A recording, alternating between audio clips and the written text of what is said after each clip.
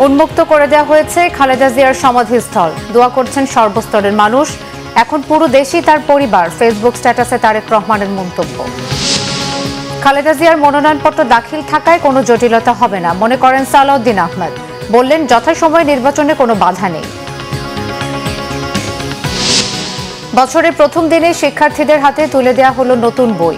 শতভাগ বই দেয়া হবে সংশ্লিষ্টদের আশা।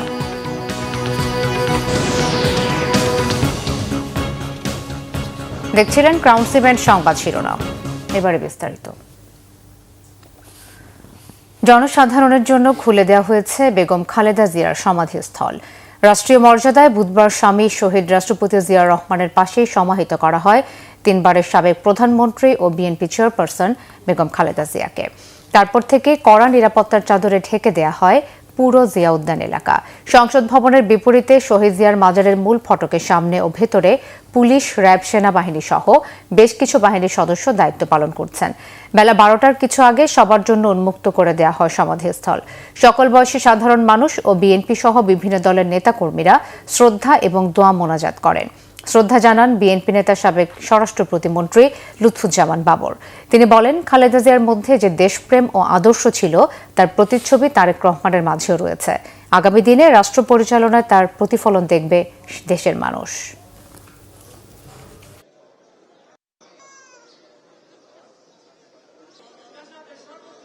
আমি বেগম খালেদা জিয়াকে ভালোবাসি।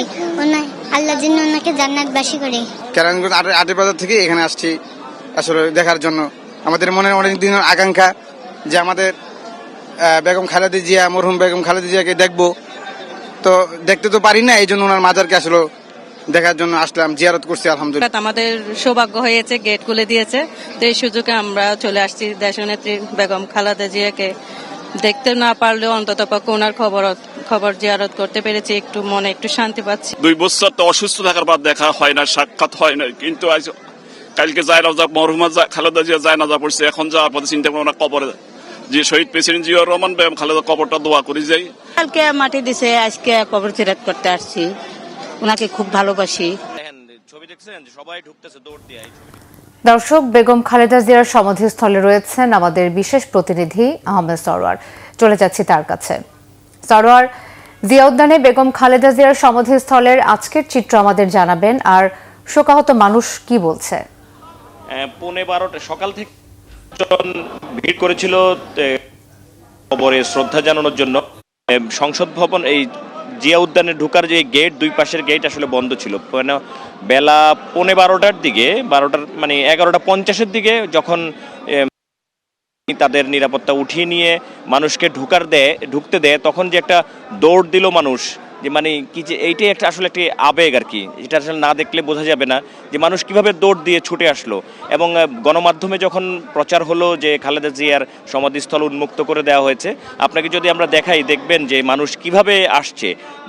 একদম সব সাধারণ মানুষ, কোনো দলীয় পদবিধারী তেমন কোনো লোক, অল্প অল্প আসছে যারা জানছেন বিভিন্নভাবে।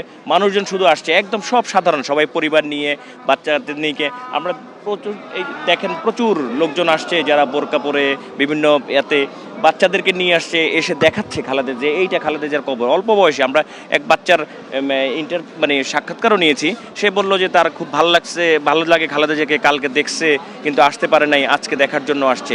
আর বিভিন্ন সময়ে লোকজন আসছে, তারা দোয়া করছে। আগে তো আমরা আসলে জিয়ার মাজারে বা খালেদা জিয়ার এখানে আসছি, জিয়ার মাজারে আমরা আসলে একটা অভ্যস্ত ছিলাম যে বিভিন্ন প্রোগ্রামে দলের নেতাকর্মীদের সাথে আসতাম, তারপরে একটা আনুষ্ঠানিকভাবে মোনাজাত হতো। কিন্তু এখন আসলে যেভাবে আসছে, যার যখন মনে চাচ্ছে সে তখন তার শ্রদ্ধা জানাচ্ছে, দোয়া করছে, মোনাজাত করছে।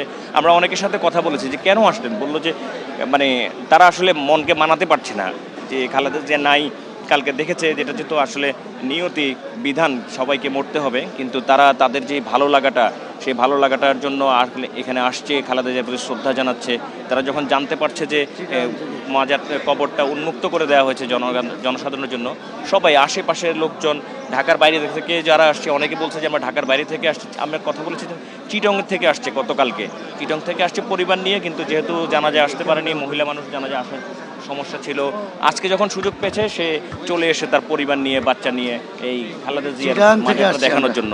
এখন এই আসলে মানুষের যেই আবেগ আসলে এইটাকে কোনোভাবেই আমরা গণমাধ্যম কর্মীরা যারা আছে আমরা আসলে আলাপ করছিলাম যে আসলে রাজনীতিবিদদের সম্বলই এইটা, আর খালেদা জিয়া তার তো কোনো কথাই নেই, তার প্রতি মানুষের যে ভালোবাসা, যে আবেগ, তার বিচ্ছুরণ এখন আসলে আংশিক। গতকাল তো জানা যায় আসলে সম্মিলিতভাবে রাষ্ট্রীয়ভাবে যেটা দেখেছে সারা বাংলাদেশ, আজকে সাধারণ মানুষজন আসলে তাদের পক্ষ থেকে যতটুকু সম্ভব শ্রদ্ধা জানানোর জন্য কোনো ধরনের আনুষ্ঠানিকতা ছাড়াই ছুটে আসছে। আমরা ধারণা করছি যে বিকালবেলায় আরও বেড়ে যাবে, মানুষের ভিড় আরও বাড়তে থাকবে।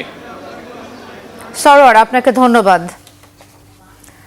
এদিকে বিএনপি চেয়ারপারসন বেগম খালেদা জিয়ার মৃত্যুতে দ্বিতীয় দিনের মতো রাষ্ট্রীয় শোক পালন করা হচ্ছে।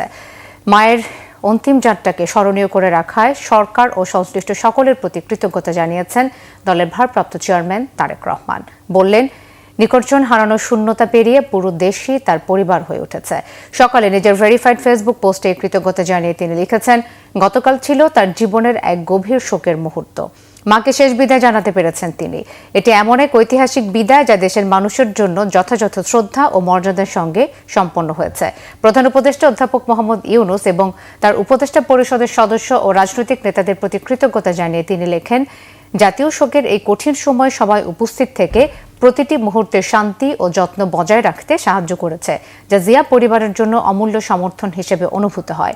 গভীর শোকের এই সময়ে সবার সহমর্মিতা, সম্মান এবং দায়িত্ববোধ তার পরিবারের হৃদয় স্পর্শ করেছে বলেও জানান তিনি। দেশনেত্রীর অন্তিম যাত্রায় অবিরত দায়িত্ব পালন করায় সেনাবাহিনী, নৌবাহিনী ও বিমান বাহিনীর পাশাপাশি আইনশৃঙ্খলা রক্ষাকারী বাহিনী ও গোয়েন্দা সংস্থার সকল সদস্যদেরও ধন্যবাদ জানান তারেক রহমান। এত প্রতিকূল পরিস্থিতির মধ্যেও দেশ বিদেশের মিডিয়া কর্মীরা আন্তরিকতা ও নিষ্ঠার সঙ্গে জানাজার নামাজ ও দাফনের খবর, ছবি ও ভিডিও সারা বিশ্বে পৌঁছে দিয়েছেন। তাদের সবার প্রতিও আন্তরিক শ্রদ্ধা ও কৃতজ্ঞতা জানান বিএনপির ভারপ্রাপ্ত চেয়ারম্যান। খালেদা জিয়ার মনোনয়নপত্র দাখিল থাকায় কোনো জটিলতা হবে না বলে মনে করেন বিএনপির স্থায়ী কমিটির সদস্য সালাউদ্দিন আহমেদ। গুলশানে সাংবাদিকদের একথা বলেন তিনি। বিএনপির নেতা আরও বলেন, নির্বাচন হতে কোনো বাধা নেই এবং তাদের আশা যথাসময়ে নির্বাচন হবে। বেগম খালেদা জিয়ার শোককে শক্তিতে পরিণত করতে চাই, কিন্তু এটা দলীয় ভিত্তিতে নির্বাচনের কাজে আমরা ব্যবহার করার মতো এত সংকীর্ণ আমরা নই। আমরা তার শোককে, শক্তিকে জাতি বিনির্মাণের জন্য ব্যবহার করতে চাই, নির্বাচনের জন্য নয়। তার মনোনয়নের ক্ষেত্রে যেহেতু তিনি ফিজিক্যালি আর নেই, সেজন্য আইনের ভিত্তিতে জেনারেল ক্লজেস অ্যাক্ট অনুসারে তার কোনো লিগ্যাল এন্টিটি নাই, সেই হিসেবে তার মনোনয়ন এমনিতেই বাতিল ঘোষণা করা হবে। যেহেতু আমাদের বিকল্প প্রার্থী সেখানে দেয়া আছে, তাদেরটা বাছাইতে যদি টিকে তাহলে তারাই প্রার্থী হবে, এটাই আইন। রাষ্ট্রীয় শোকের মধ্যেও থেমে নেই নতুন বই বিতরণ কার্যক্রম। উৎসব না থাকলেও স্বল্প পরিসরে শিক্ষার্থীদের হাতে নতুন বই তুলে দিচ্ছেন শিক্ষকরা। বৃহস্পতিবার সকাল থেকেই প্রাথমিক ও মাধ্যমিকের শিক্ষার্থীরা নিজ নিজ শিক্ষা প্রতিষ্ঠানে গিয়ে বই সংগ্রহ করেছেন। নতুন ক্লাস ও নতুন বইয়ের ঘ্রাণে মাতোয়ারা শিক্ষার্থীরা। নতুন বই শিক্ষার্থীদের হাতে তুলে দিতে পেরে সন্তুষ্টির কথা জানান শিক্ষকরাও। সন্তানের নতুন বই হাতে পাওয়ায় উচ্ছ্বসিত অভিভাবকরাও। বলছেন, নতুন বইয়ের সাথে সাথে নতুন দায়িত্ব তাদের উপর। প্রাথমিক ও গণশিক্ষা মন্ত্রণালয় জানিয়েছে, প্রাক প্রাথমিক থেকে পঞ্চম শ্রেণী পর্যন্ত শতভাগ বই এরই মধ্যে উপজেলা পর্যায়ে পৌঁছে দেওয়া হয়েছে। এনসিটিবির তথ্য মতে প্রাথমিকের জন্য এবার 8,59,379 কপি বই ছাপানো হয়েছে। অন্যদিকে মাধ্যমিক স্তরের জন্য এবার 18,32,08,693 কপি বইয়ের লক্ষ্যমাত্রা থাকলেও 30 ডিসেম্বর পর্যন্ত প্রায় 66% বই উপজেলাগুলোতে সরবরাহ করা হয়েছে। 2025কে বিদায় দিয়ে শুরু হলো খ্রিস্টীয় নববর্ষ 2026। সাবেক প্রধানমন্ত্রী ও বিএনপি চেয়ারপারসন বেগম খালেদা জিয়ার মৃত্যুতে রাষ্ট্রীয়ভাবে পালিত হচ্ছে শোক। শোক পালনকালীন ঢাকা মহানগর এলাকায় সব ধরনের আতশবাজি, পতাকা ফোটানো, ফানুস ও গ্যাস বেলুন ওড়ানোতে নিষেধাজ্ঞা দেয় ঢাকা মহানগর পুলিশ, ডিএমপি। কিন্তু নিষেধাজ্ঞা উপেক্ষা করেও ঘড়ির কাঁটায় ঠিক রাত 12টা বাজার সঙ্গে সঙ্গে আতশবাজি ও পতাকা ফাটিয়ে 2026 সালকে স্বাগত জানায় নগরবাসী। তবে আতশবাজির বর্ণচ্ছটা থাকলেও বর্ষবরণে ছিল না আতিশয্য। 5 তারকা হোটেল ও উন্মুক্ত স্থানেও ছিল না বিশেষ কোনো আয়োজন। বেগম খালেদা জিয়াকে নিয়ে মানুষের যে আবেগ তা বিএনপিকে আরো শক্তিশালী করবে বলে মন্তব্য করেছেন দলের মহাসচিব মির্জা ফখরুল ইসলাম আলমগীর। গুলশানে চেয়ারপারসনের কার্যালয়ে সাংবাদিকদের এসব কথা বলেন তিনি। মির্জা ফখরুল বলেন, বেগম খালেদা জিয়ার প্রতি দেশের মানুষের ভালোবাসার কারণ হচ্ছে তিনি ব্যক্তিত্ব সম্পন্ন এবং তিনি কখনো দেশের স্বার্থে আপোস করেননি। সারা জীবন দেশের গণতন্ত্র প্রতিষ্ঠার জন্য লড়াই করেছেন, এমনকি কারাগারেও গিয়েছেন। অত্যাচার নির্যাতনের পরও দেশ ছেড়ে যাননি বেগম জিয়া। এসব কারণে দেশের সাধারণ মানুষ তার জানাজায় সমবেত হয়েছেন এবং চোখের পানি ফেলেছেন। খালেদা জিয়ার অনুপস্থিতিতে তারেক রহমান জনগণকে সাথে নিয়ে দলের জাতীয়তাবাদী পতাকা এগিয়ে নিয়ে দেশকে এগিয়ে নিয়ে যাবেন এবং গণতন্ত্রকে প্রতিষ্ঠা করবেন। বেগম খালেদা জিয়া চলে যাওয়া নিয়ে মানুষের মধ্যে যে আবেগ সৃষ্টি হয়েছে, সে আবেগকে শক্তি হিসেবে নিয়ে বিএনপি এগিয়ে যাবে। মির্জা ফখরুল আরও বলেন, তারেক রহমানের হাত ধরে স্বাধীনতা সার্বভৌমত্ব সুসংহত থাকবে বলেও দেশের মানুষ বিশ্বাস করে। দেশনেত্রী বেগম খালেদা জিয়া যে একটা অবস্থান তৈরি করে গেছেন এবং তার পুত্র আমাদের নেতা তারেক রহমান সাহেব এর যেমন একটা দায়িত্ব আছে, ঠিক একই সঙ্গে বিএনপির প্রতিটি নেতাকর্মীর দায়িত্ব রয়েছে যে বাংলাদেশি জাতীয়তাবাদের যে দর্শন শহীদ প্রেসিডেন্ট জিয়া রহমান সাহেব দিয়ে গেছেন, সেটা দেশনেত্রী বেগম খালেদা জিয়া সেই পতাকা তুলে ধরেছিলেন ওপরে। সেই পতাকা তুলেই জনগণকে সঙ্গে নিয়ে এই দেশের স্বাধীনতা সার্বভৌমত্বের জন্য তিনি কাজ করবেন, রক্ষা করার জন্য কাজ করবেন, তাকে সুসংগত করবেন এবং গণতন্ত্রকে প্রতিষ্ঠা করবেন। দর্শক, গুলশানে বিএনপি চেয়ারপারসনের কার্যালয়ে আছেন আমাদের বিশেষ প্রতিনিধি সিকান্দার রেমান। সরাসরি কথা বলছি তার সাথে। রেমান, গুলশান কার্যালয়ে কারা কারা এসেছেন বেগম খালেদা জিয়ার শোক বইতে স্বাক্ষর করতে, সবশেষ তথ্য আমাদের জানাবেন।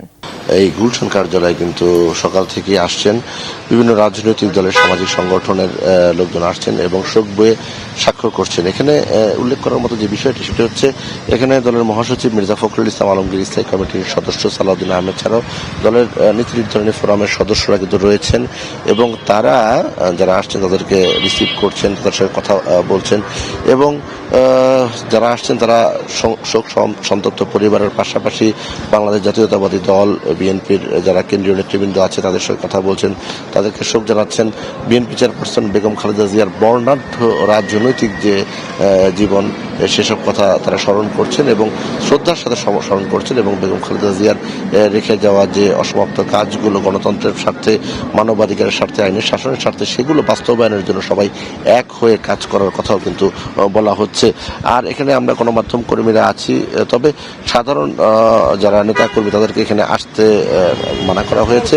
শোক বই কিন্তু দুটি খোলা হয়েছে, নয়াপল্টন অফিসে আছে এবং গুলশান অফিসে আছে।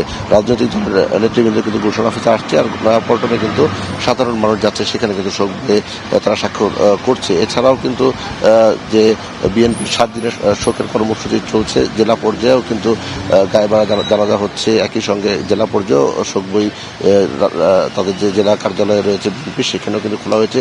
সেখানেও বিভিন্ন রাজনৈতিক দল, সামাজিক সংগঠনের পক্ষ থেকে কিন্তু বেগম জিয়ার এই মৃত্যুতে তারা শোক জানাচ্ছেন, তারা নানা ধরনের বক্তব্য সেই শোক বই। এই হচ্ছে গুলশান কার্যালয় থেকে সবশেষ অবস্থা। রেমান, আপনাকে ধন্যবাদ। তীব্র শীতে কাঁপছে দেশের উত্তরাঞ্চল সহ দক্ষিণাঞ্চল।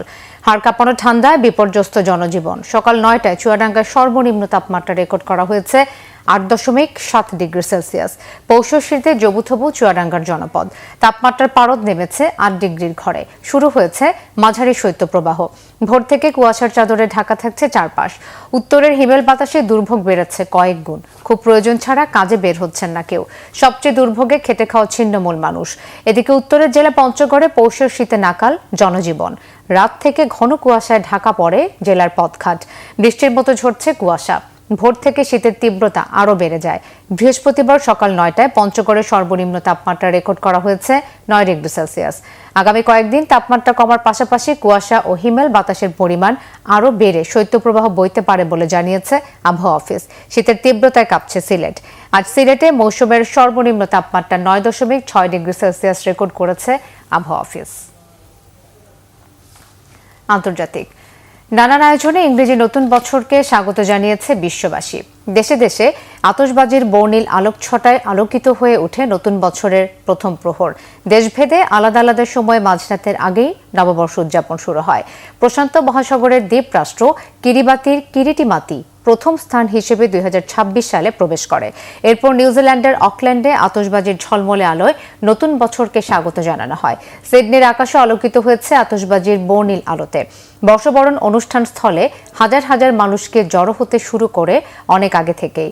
নববর্ষের মহেন্দ্র ঘণ্টির জন্য মানুষকে ঘণ্টার পর ঘণ্টা অপেক্ষা করতে দেখা যায়। এরপর অস্ট্রেলিয়ার কুইন্সল্যান্ডের ব্রিসবেন ও গ্রেট ব্যারিয়ার রিফেও শুরু হয় বর্ষবরণের আয়োজন। জাপান, দক্ষিণ কোরিয়া ও উত্তর কোরিয়াও নানা আয়োজনে নতুন বছরকে বরণ করা হয়েছে।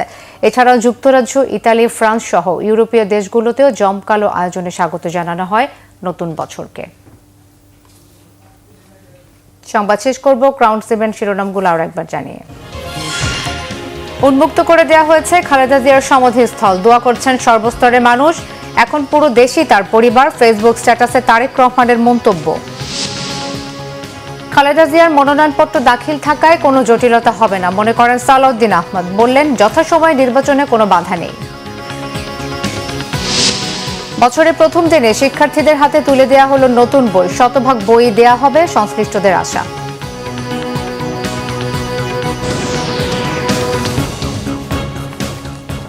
এই ছিল এখনকার মতো। পরের সংবাদ বিকেল 4টায়। এর আগে 3টায় রয়েছে নিউজ টপ 10 দেখার আমন্ত্রণ রইল।